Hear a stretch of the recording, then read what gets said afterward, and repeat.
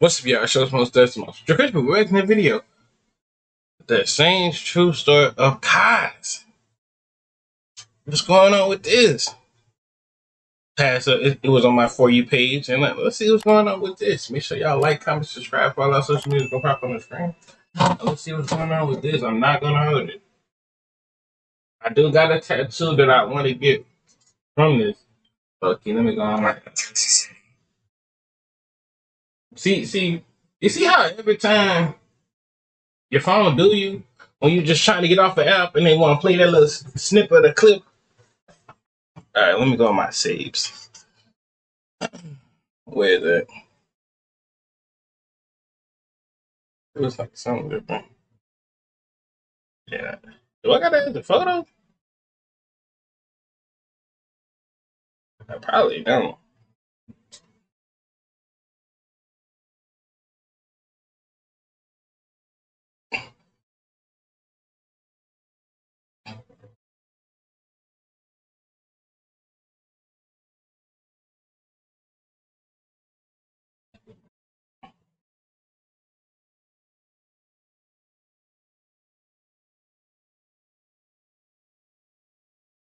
Mm. It's fire though. I just looked it up. That's fire though. Yeah, that. Yeah. Go ahead and take that. Okay.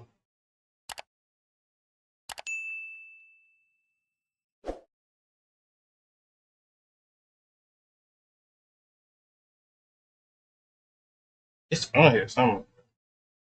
Just it was him with flexing with some money on it. It's like him flexing with money. I'm gonna hold you. They keep showing me the sleeping one. Sleep. Golly. You know what? Don't worry about it, y'all. Don't worry about it. If I find it in the video, we just gonna find it. Let's get on to the video, bro. Me sitting here trying to look for it would be in a Google search. But let's get on to it. His name Chess Dubnik. X's as the eyes. Maybe in the back of a Drake music video or in celebrities' houses. Rappers, athletes, and celebrities like Drake, Justin Bieber, Kim. I like this. I'm gonna get it tatted up. I'm gonna get some customized stuff like that though. Kardashian, A$AP Rocky, and Kanye West all collect these exact figures. And these are known as KAWS figures. Some of these sell for $6,000 and some of them sell for over 100 grand. But what's crazy is the story behind it and how it all started with a regular kid that did something a little bit different. Something that was kind of illegal, but also genius. Before museums, before fashion collaborations, and before his artwork sold for $14 million, KAWS was just a kid breaking into New York bus stops and vandalizing them. And that's where this entire story begins.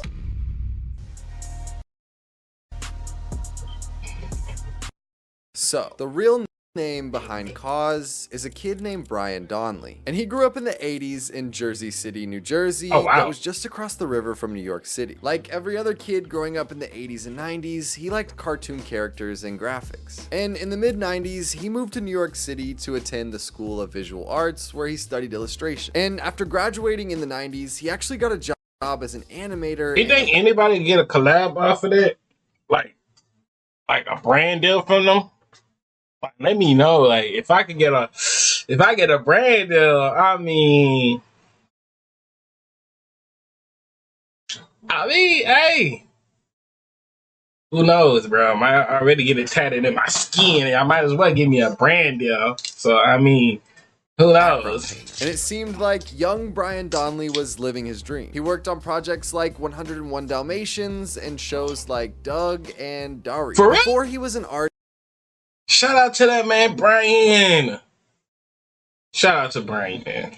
And before he was famous, he was painting cartoon backgrounds for a living. But he was also doing something a little bit illegal on the side that nobody knew about. But his job was important because he learned how cartoon characters, branding, and commercial art actually worked. And that knowledge would later on help him make millions. And remember when I said he was doing a little something on the side? Well, this is it. In the 1990s, New York had a huge graffiti culture. And it evolved from localized New York City subway art to a global commercial phenomenon. And graffiti culture soon became intertwined with hip-hop, fashion, as well as MTV. He targeted advertisements that were already drawing attention and were already there. And the first graffiti he did on an advertisement was actually in 1993 in New Jersey, where he vandalized a Captain Morgan ad right off the highway. And following this, he began targeting billboards. And in my opinion, this is some of the coolest KAWS work that I've ever seen. But where Brian Donnelly started to get recognition was not the billboards. You see, Brian figured out how to break into bus stop panels with either a special key or a crowbar. And at night, he would go around the city and open the advertisement panels, take the posters out and bring them home where he would paint over them just to go take them back and put them back in. And he didn't just scribble it out or blast graffiti all over it, he decided to redraw them in his own vision. It was a little less risky on being caught and also genius. The models on these advertisements suddenly had skulls for heads and cartoon characters that had X's over the eyes. Luxury ads became creepy, but also funnier versions of what they were meant to be. So imagine walking down the street and seeing a Calvin Klein ad, but the model had cartoon gloves and X's over its eyes. That is how Brian Donnelly got his notoriety. People didn't know if it was supposed to be like that and a part of the advertisement, or if it was just art. And while he was doing this, and his friends documented all of it. And with these bus stop ads is when he started signing his work KAWS, which according to Brian, this was literally— Besides KAWS, I do want to make my own design though. Like I want to make my own like crazy design.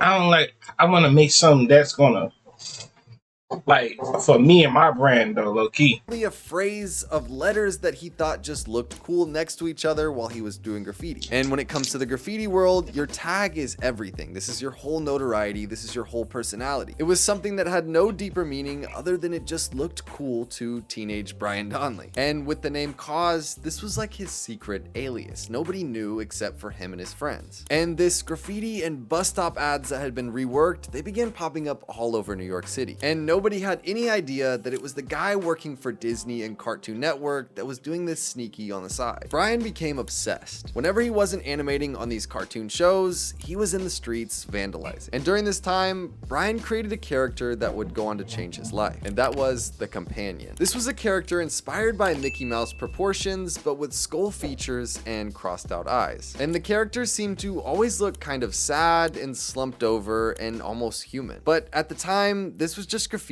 and street art, something that he thought was cool. But it wouldn't stay that way for very long.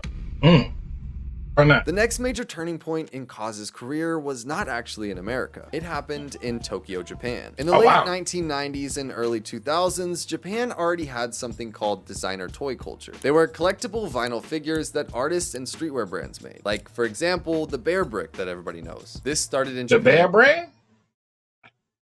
I'm not gonna hold you. I bet the Bear brand and the what Brian worked on, I thought that was the same person that did that. I'm not gonna hold you. Today it was like so similar and stuff like that. I didn't know that was two different brands.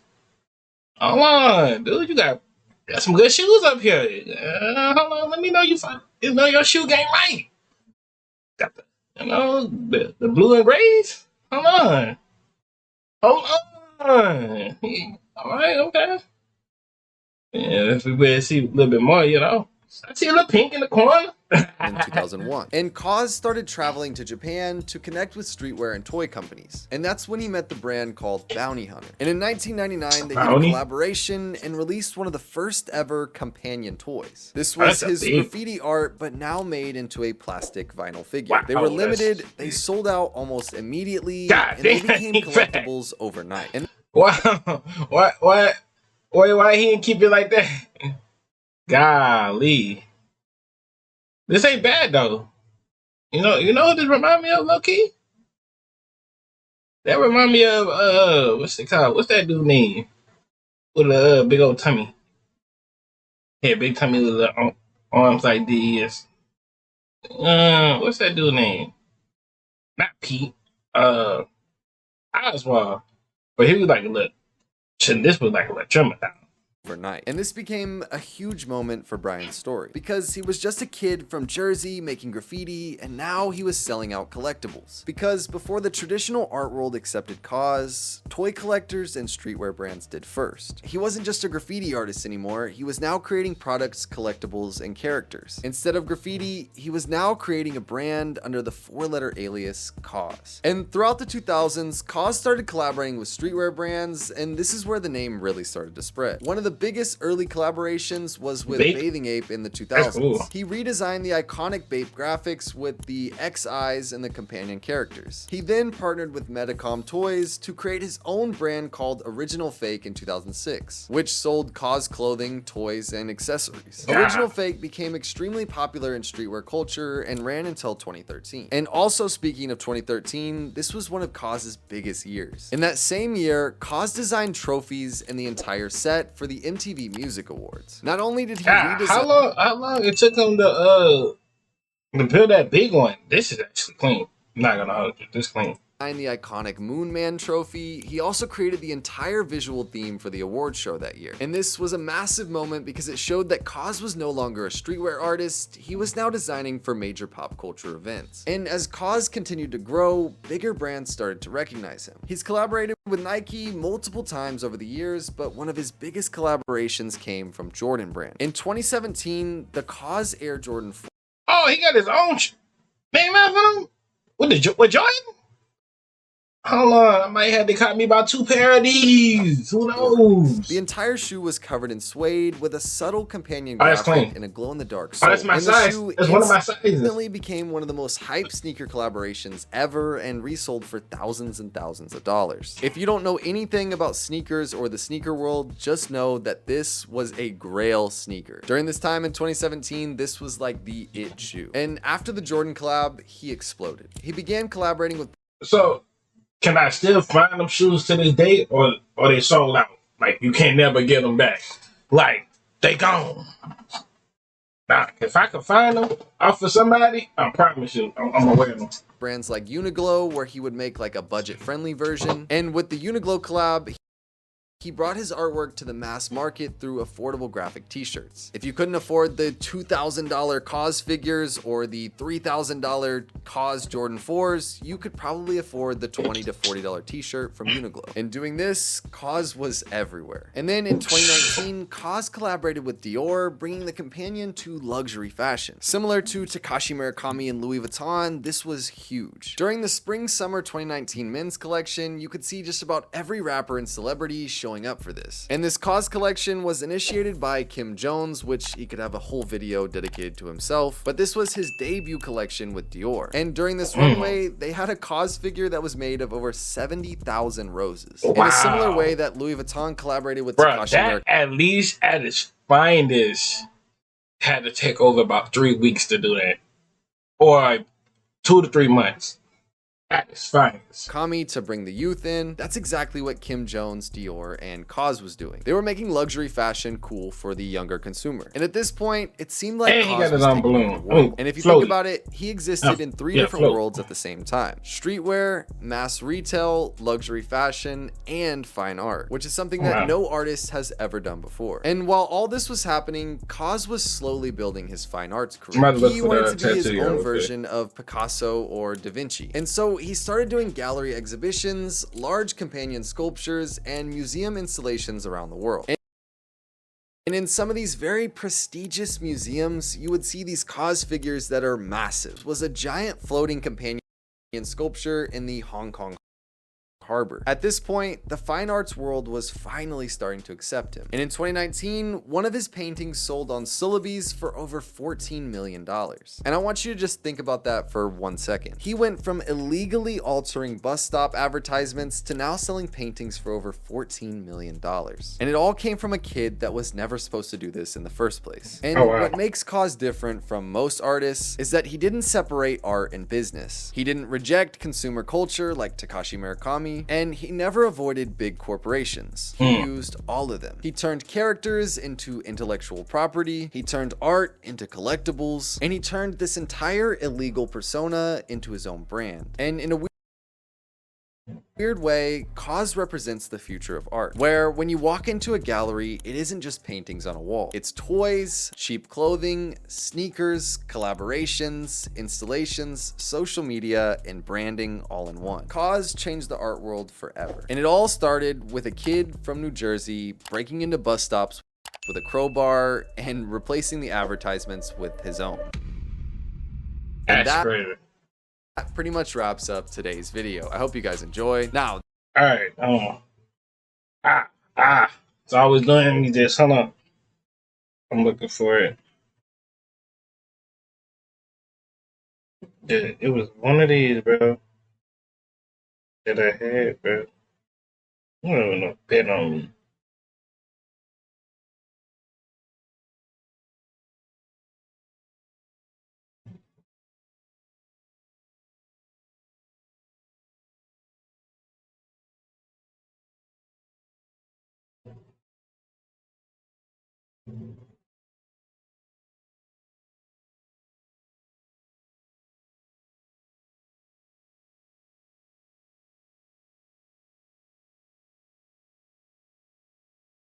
I think it had to be this one.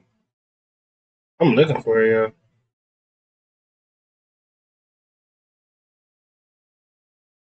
It was something that I had. Why they got the cover mouse that way? That's what majority of the stuff is. Let me check my phone. Let me see screenshots.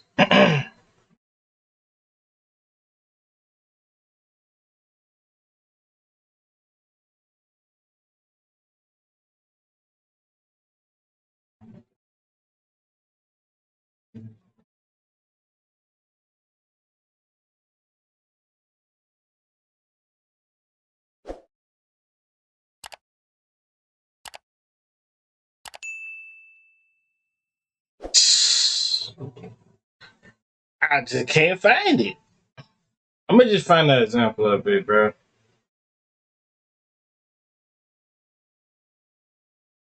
It was him flexing with some money with something else. Just know it was flexing with money. Here you go. They got a mini source. It was flexing money, sitting down. It was one of these, bro. Not trying to make this video longer. You look like Mr. B. She could be like Mr. B brother. Hold on. No. Let's just now though real quick while I show you. It's like one of these, bro. If y'all can see that. this one I was super excited. It was the one. It was the flexing money. It was something. I'm gonna let him finish this outro though. It was flexing money. Want him sitting down, and there was some inspiration words to say on it. The chair. I'm gonna make the crazy design, and when I get it, I'm gonna show y'all, bro. Y'all gonna mess with it. I hope y'all mess with the tank too. I made a little short about this, but I felt like there was so much more substance to the story than just like a 2-minute video. And I think in the world of like streetwear or hype beasts or whatever you want to call it, people know who KAWS is or what KAWS figures are, but they have no idea the backstory. And so I felt like I had to make this, and I thought this was super cool for like a story, and also like it's just insane. And I hope it's also inspiring to each and every one of you guys. So yeah, it's very inspiring because I do want to make my own design though. Like for me, not for everybody else though. But I hope y'all enjoyed the video. Make sure to like, comment, subscribe, follow our social media pop on the screen. We're on the road to 500, and I'm out.